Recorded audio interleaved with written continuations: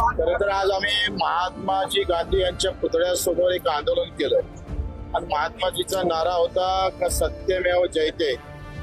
आता सत्य का आहे हे पत्ते चालतं मोबाईल मध्ये जर असे पत्ते खेळलो आपण तर ते जुगार होत नाही.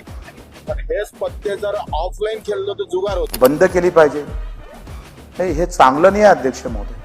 आपलं नियंत्रण जर असं सुटत गेलं तर पुढं मागं अध्यक्ष महोदय तुमचं आमचं काही खरं नाही आहे. सचिन तेंडुलकरजींना माझं थेट खुलं पत्र आहे का आपण अशा गेमबाजीचं त्याच्यामुळं समाजावर वाईट परिणाम होईल आणि आपण भारतरत्न असताना अशी जाहिरात करत असेल तर ते चुकीचं होईल. 30 तारखेला आमची नोटीस तयार होते आणि 30 तारखेला त्यांना आपण वेळ दिला होता 30 तारखेपर्यंत. मी पाहतोय का त्याचा एवढा दुष्परिणाम तरुण पिढीवर होत आहे.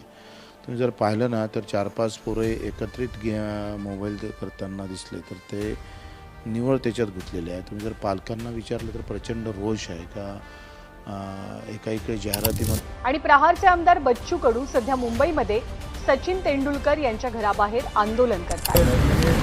आम्ही पत्ते खेळलं तर अटक करतात. ऑनलाईन जुगार चालू आहे ते कसं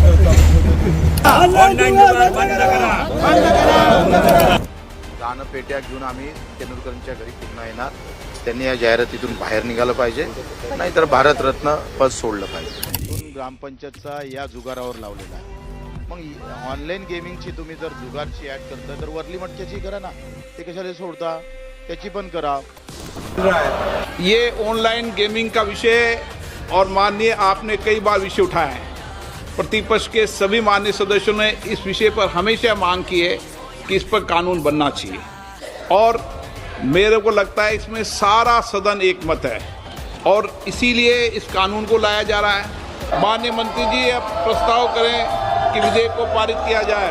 Honorable Speaker, sir, I rise to move that the bill be passed. Janshakti पार्टीचा अपना वीडियो